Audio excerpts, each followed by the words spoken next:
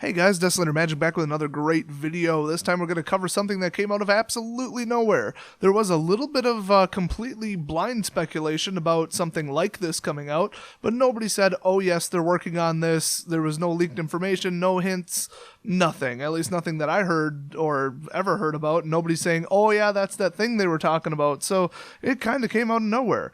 The set that they're releasing is called Eternal Masters, and this is a, what do you call it, like a non-block release, like a special release. It is a limited print run, they have already said that, so they're only going to print a certain amount and then just stop.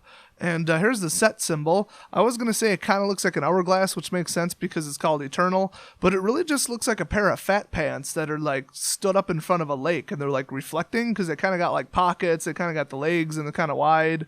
It just looks like a fat guy with no torso. There isn't a whole lot we know about it, but based on the name, they're referring to the Eternal format, which Eternal format is a name for any official, like, DCI tournament level sanctioned format that uses the standard black or the white bordered cards. That's how they describe it. That is obviously absolutely not true. Splendid Genesis.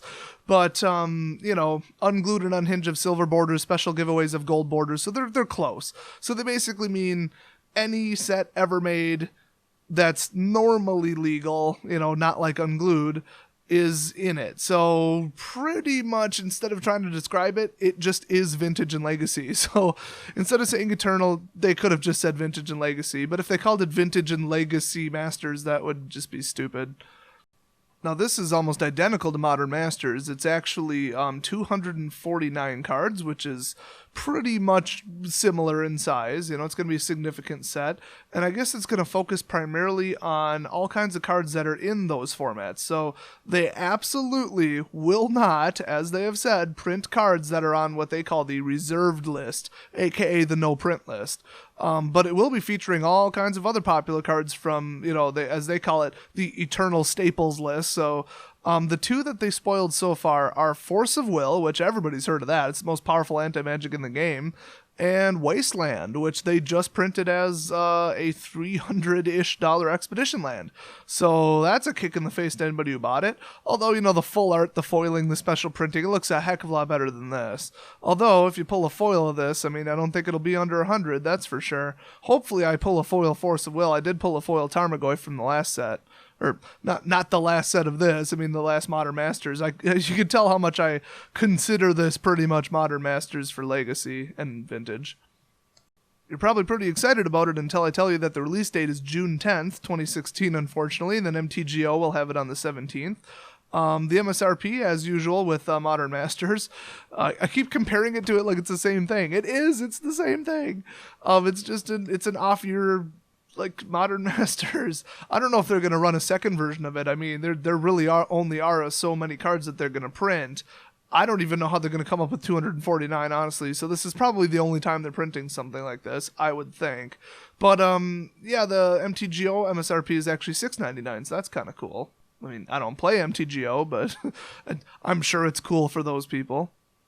And, of course, the next set after that is July 22nd. That's Eldritch Moon, the second set in the Shadows over Innistrad block. So you should have a couple paychecks in between there. That's how you really ought to measure it. Now, one thing that I thought was a little bit odd, although I don't quite remember what it was for Modern Masters, is that they're only printing this in English, Japanese, and Chinese Simplified. Now, I thought, like, Modern Masters was only in English. But as it turns out, the first Modern Masters was English only. The second one was English, Japanese, and Chinese. So I don't know why they expanded it. I mean, I think the Chinese are the ones responsible for all the counterfeiting, but I guess they just want a big market or something. I don't know, whatever. Can't believe they didn't print it in Russian, actually. Now, if you recall, printing Tarmogoyf in the Modern Masters 2015 edition as a mythic really did nothing for the price. I mean, it pretty much hovered. I mean, it moved around, but it didn't, like, get cut in half or anything. It didn't even really go down. I think technically it went up. Wasteland, I'm not sure about. I'm not really familiar with Wasteland prices over time. I don't know why anybody wouldn't just play the better version of Wasteland. Strip Mine, I mean, other than the fact that it's banned in Legacy and restricted in Vintage. With only 2 cards to go off of, though, it's hard to say what will happen to the prices or how valuable the set will be. I mean, $9.99 MSRP per booster is no joke. But if they do the whole foil in every pack thing, that'll be huge because, if I'm not mistaken, there were certain cards that just were never printed as foils. The foils don't exist. So if somebody already has like a $50 or $100 version of a card and now there's a foil, they probably want it, and they probably want it for more than $100. So, I mean, I expect that Force of Will to be 50 to 100 at least. The Wasteland is probably going to be about the same. So if you pull one of those, you know, you just went 5 to 1, but only on that one pack, and that's probably the absolute grand poobah of the whole set. So I'm worried a little bit. I don't think that this is going to get people into Vintage and Legacy. I think it's just going to crash the prices. But then again, if they print the best of the best of the best at Mythic rarity, it really is going to kind of maintain the price. I think maybe this will get enough people into playing it that it will maintain the price. But if it maintains, then why are they getting into it? I mean, just availability? I mean, it's still...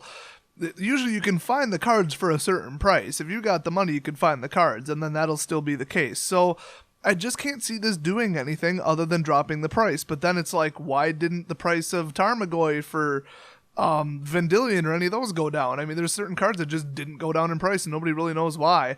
I think it was a meta shift, but... with Vintage and Legacy just going down the toilet, less and less people playing them, less and less people interested, I personally think it's an incredibly stupid, like, win on turn 0, win on 1 format that's played by just crazy people with way too much money. I think pretty much everybody has that image of it. So this could completely tank, and I mean completely. I think Vintage and Legacy players, I mean, I haven't met really any of them ever. They're kind of like a Sasquatch. But I think that they want the older versions of the card. They're playing because they are the older. They're not just going to say, oh, this is a fun format, let's play it, yay, great. They want to play with old cards. So I think they might just reject the reprints. They might just not want them at all. Now, if somebody has 75% of a Vintage deck or a Legacy deck, okay, now they can fill it up with these, but... I don't know, people could buy them for their collections, I guess, if they just wanted, hey, a new Force of Will card, I just want to have one. But if the demand is really low, I mean, it's going to be frightening. Plus, there are rumors, if not confirmed rumors, that Modern Masters 2017, which is MM3 coming out in 2017, obviously, they're going to make it a less restricted print. In other words, they're printing more of it due to the demand last time. I think it's because it didn't have really any effect on a lot of the prices. And they're kind of trying to suppress the prices. I mean, they at least got cards in hand so people can play Modern, but...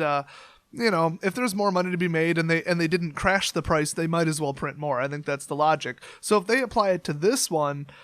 Oh my gosh, I mean, I really don't want to lose money on this set, so I have no idea how much my shop is going to order. No idea. I don't even know how much they're going to let us order, because I wasn't ordering cards in large volumes when even Modern Masters 2 came out.